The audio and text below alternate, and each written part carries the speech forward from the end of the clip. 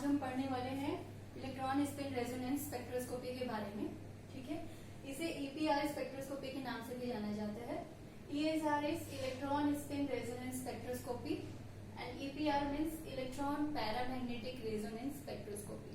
ठीक है, EPR इसलिए कहा जाता है कि EPR स्पेक्ट्रोस्कोपी या ESR स्पेक्ट्रोस्कोपी ऐसे स्पीसीज ही शो करेंगे जिनमें अनपेयर्ड इलेक्ट्रॉन प्रेजेंट हो, जैसे रेडिकल्स हो गए, जैसे मेथिल रेडिकल हो गया, बेंजीन एनायन हो गया, बेंजीन एनायन रेडिकल हो गया, एनो हो गया। ठीक है, तो ऐसी कोई भी स्पीसीज जिसमें अनपेयर्ड इलेक्ट्रॉन प्रेजेंट है वो ESR स्पेक्ट्रा या EPR स्पेक्ट्रा शो करते हैं। ठीक है, इसकी जो थ्योरी है it's quite similar to the theory of nuclear magnetic resonance spectroscopy, जो कि हम पहले पढ़ चुके हैं। ठीक है, तो इसकी थ्योरी को हम ऐसे समझते हैं कि जैसे कि हम जानते हैं कि electron has an intrinsic spin, electron में स्पिन की प्रॉपर्टी होती है और स्पिन एंगुलर मोमेंटम की जो वैल्यू होती है which is shown by S। ठीक है, स्पिन एंगुलर मोमेंटम जो है वेक्टर क्वांटिटी है, that means it has magnitude as well as direction. So the value of spin angular momentum is given by square root of S into S plus 1 H upon 2 pi, जहाँ पर S क्या है, spin quantum number of electron है। हम जानते हैं कि spin quantum number of electron कितना होता है, हाफ 1/2। H क्या है, प्लैंक्स कांस्टेंट है। ठीक है, तो इलेक्ट्रॉन के स्पिन एंगुलर मोमेंटम की वैल्यू क्या होती है, square root of S into S plus 1 H upon 2 pi। ठीक है, अब इसके बाद हम देखते हैं कि इलेक्ट्रॉन का जो स्पिन वेक्टर होता है, स्पिन वेक्टर जिसकी वैल्यू कितनी होती है, हाफ होती है। ठीक है, तो ये स्पेस में 2 ओरिएंटेशन से इसके हो सकते हैं। ठीक है, मतलब जो हमारा S की वैल्यू हाफ है, इसके 2 कंपोनेंट्स हो सकते हैं, ms is equal to plus 1/2 and ms is equal to minus 1/2।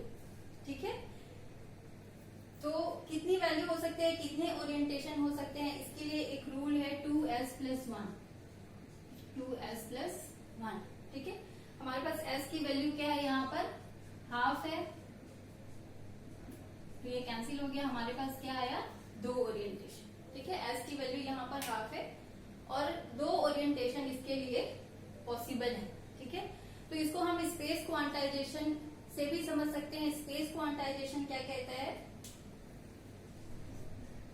Space quantization of angular momentum, space quantization of angular momentum. ठीक है, space quantization of angular momentum क्या होता है कि एंगुलर मोमेंटम का जो डायरेक्शन है वो स्पेस में फिक्स है, that means it can have only definite orientation in space. ठीक है, तो अगर हम पिक्चर से समझे इस तरह से डायग्राम से, तो इसके ओरिएंटेशन क्या क्या हो सकते हैं, ये। ठीक है, इसका ओरिएंटेशन या तो ये प्लस हाफ के लिए है, जो स्पिन वेक्टर है वो इस तरह से अपने आप को ओरिएंट कर सकता है, या जो स्पिन वेक्टर है वो अपने आप को इस तरह से ओरिएंट कर सकता है।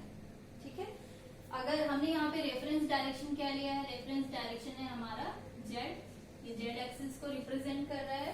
तो यहाँ पे जो स्पिन एंगुलर मोमेंटम है, तो Z एक्सिस में उसके 2 कंपोनेंट्स हैं, plus half and minus half. ठीक है, अब देखिए हम चाहते हैं, हमने NMR में पूरे डिटेल स्टडी किया है, तो शॉर्ट में हम यहाँ पर देखेंगे कि जो इलेक्ट्रॉन स्पिन करता है, जैसे हमने NMR में देखा था कि प्रोटॉन जब स्पिन कर रहा है, ठीक है, कोई भी ऐसा न्यूक्लियर जिसमें I की वैल्यू 0 नहीं है, जब वो स्पिन करता है तो मैग्नेटिक फील्ड जनरेट करता है। सेम केस यहाँ पे इलेक्ट्रॉन के साथ ही है। इलेक्ट्रॉन डायग्राम में आप देख सकते हैं, electron spinning in a magnetic field. तो यहाँ पर ये इलेक्ट्रॉन को हम रिप्रेजेंट कर रहे हैं, यहाँ पर ये स्पिनिंग इलेक्ट्रॉन है जो कि इस तरह से एंटी क्लॉकवाइज डायरेक्शन में रिवॉल्व कर रहा है। ठीक है, स्पिन कर रहा है। स्पिन कर रहा है तो क्या होता है, एक मैग्नेटिक डायपोल प्रोड्यूस होता है। मैग्नेटिक डायपोल जिसका कि मैग्नेटिक मोमेंट जो होता है उसको हम म्यू से रिप्रेजेंट करते हैं। ध्यान रखिए, इलेक्ट्रॉन स्पिन कर रहा है, इलेक्ट्रॉन के स्पिनिंग करने पर एक मैग्नेटिक डायपोल जनरेट हो रहा है। डायपोल मीन्स या तो पॉजिटिव नेगेटिव चार्ज होता है, यहाँ पे नॉर्थ और साउथ पोल, ठीक है, दो पोल।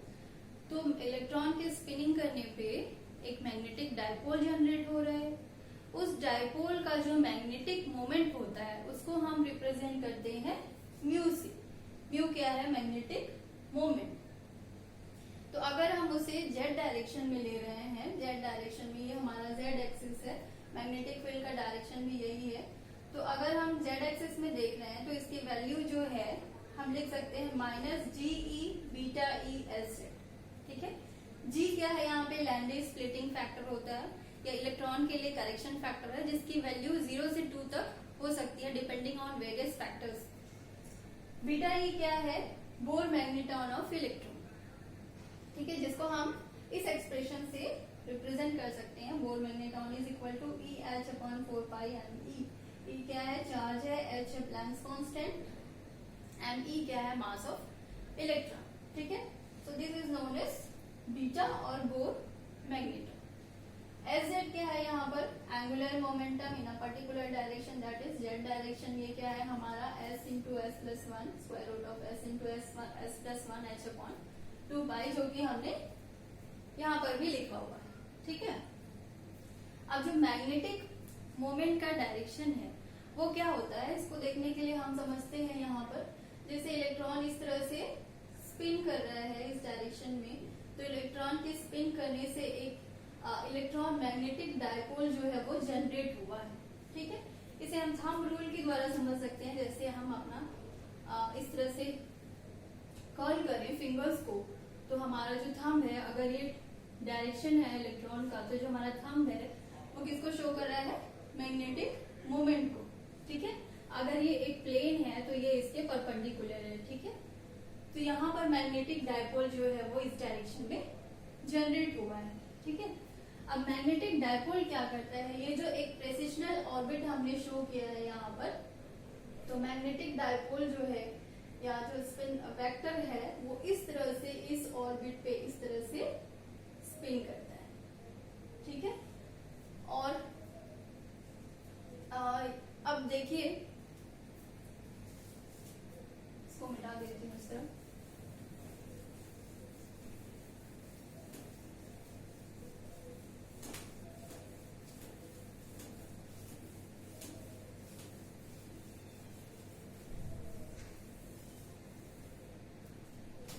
हमने क्या देखा कि मैग्नेटिक मोमेंट जनरेट होता है इस तरह से, ठीक है। अगर ये साउथ है, नॉर्थ है, तो मैग्नेटिक मोमेंट का जो डायरेक्शन होता है वो साउथ से नॉर्थ की तरफ इस तरफ होता है। ये मैग्नेटिक मोमेंट है हमारा, ठीक है। या मैग्नेटिक डायपोल है जिसका मैग्नेटिक मोमेंट होता है म्यू, ठीक। अब ये जो है एक टाइनी मैग्नेट की तरह वर्क कर रहा है, क्योंकि इसमें अभी दो पोल जनरेट हो गए हैं, साउथ और north. So it is behaving like a tiny magnet, tiny bar magnet की तरह बिहेव कर रहा है। तो जैसे हमने एनएमआर में देखा था, अगर हम इस मैग्नेट को, टाइनी मैग्नेट को एक्सटर्नल मैग्नेटिक फील्ड में रखें, ठीक है, एक्सटर्नल मैग्नेटिक फील्ड में रखें, तो दो तरह के ओरिएंटेशन हमको मिल सकते हैं, ठीक है। कैसे मिल सकते हैं? जैसे एक्सटर्नल मैग्नेटिक फील्ड है नॉर्थ एंड साउथ, तो हम इसमें टाइनी मैग्नेट को रखते हैं, ठीक है। दूसरा अरेंजमेंट क्या हो सकता है? नॉर्थ एंड साउथ, ठीक।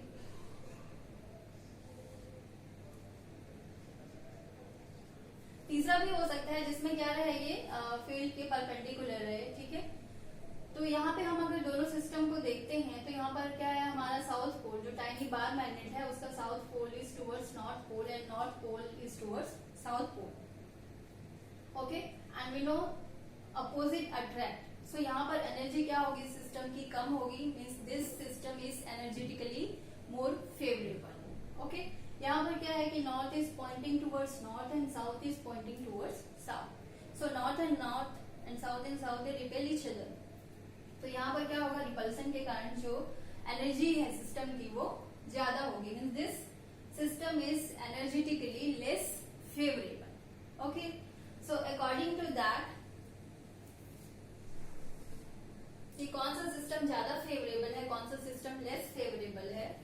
हमको दो अरेंजमेंट मिलते हैं, ठीक है।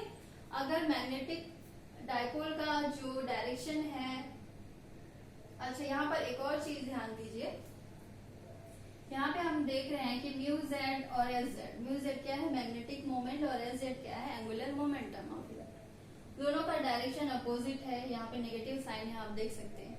तो अगर मैग्नेटिक डाइपोल का डायरेक्शन ये है तो एंगुलर मोमेंटम का डायरेक्शन क्या होगा, ये होगा, ठीक है, वो अपोजिट है। तो इन एप्स ये सपोज हमारा ये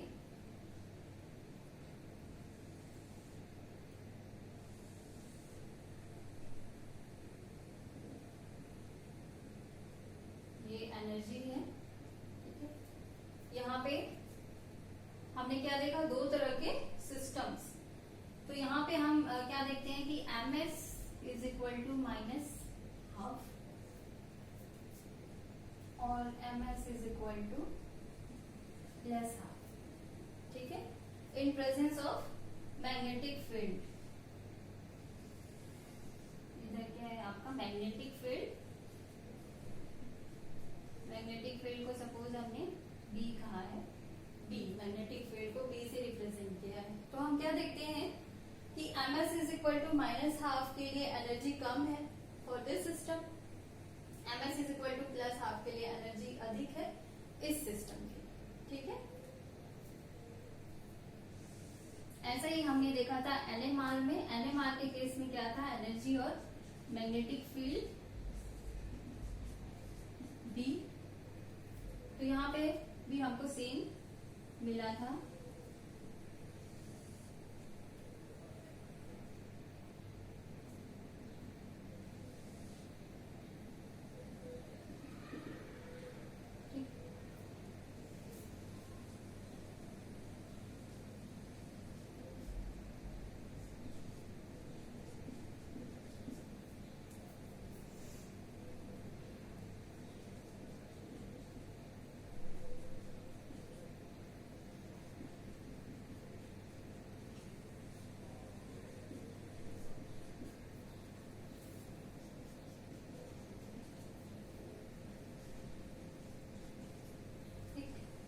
तो NMR में भी हमको इसी तरह का मिला था प्लॉट, जिसमें हमने एनर्जी वर्सेस मैग्नेटिक फील्ड को प्लॉट किया था। यहाँ पर क्या है कि जब मैग्नेटिक फील्ड जब यूनिफॉर्म है, ठीक है, मतलब जब हम मैग्नेटिक फील्ड अप्लाई करते हैं तो क्या होता है, mi is equal to plus half जो है उसकी एनर्जी कम हो जाती है, mi is equal to minus half यानी बीटा स्पिन स्टेट की एनर्जी अधिक हो जाती है। ESR के केस में ये ऑपोजिट है, क्योंकि इलेक्ट्रॉन का जो चार्ज है that is opposite to proton, ठीक है।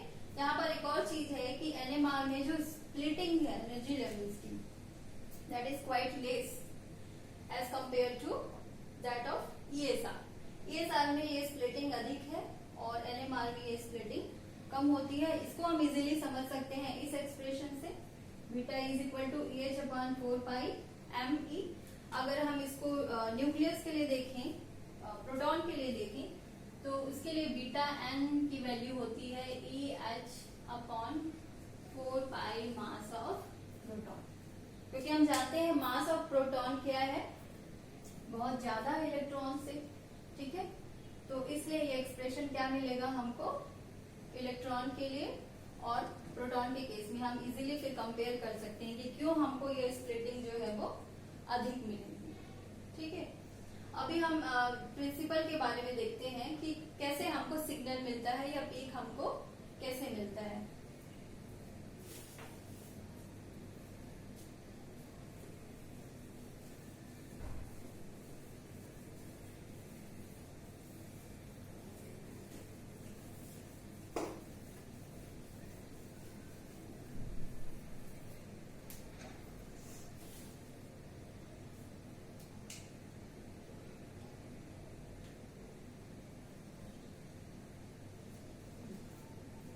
तो इसको हम ऐसे समझते हैं, interaction between a tiny magnet and external magnetic field में जब इंटरैक्शन होता है, ठीक है, इलेक्ट्रॉन मैग्नेटिक मोमेंट को जब हम एक्सटर्नल फील्ड में रखते हैं तो दोनों के बीच जो इंटरैक्शन की एनर्जी है उसको हम दे सकते हैं energy of interaction is equal to होता है आपका minus mu z and B. B is magnetic field. ठीक है, मैग्नेटिक फील्ड बी है and mu z is magnetic moment in a particular particular direction. Here it is z axis.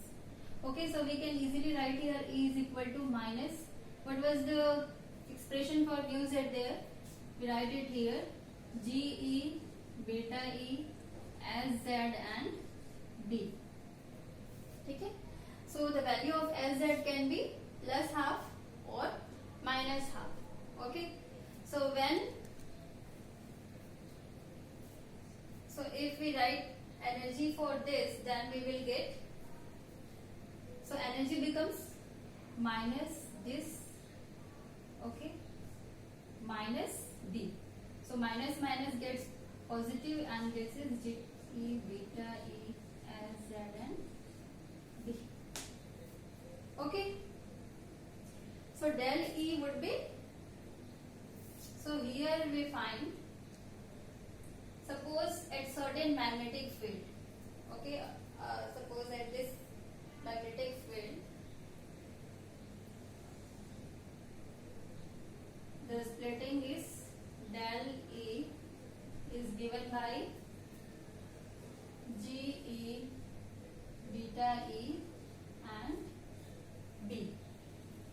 Okay, so this expression we have got from Ez minus 1.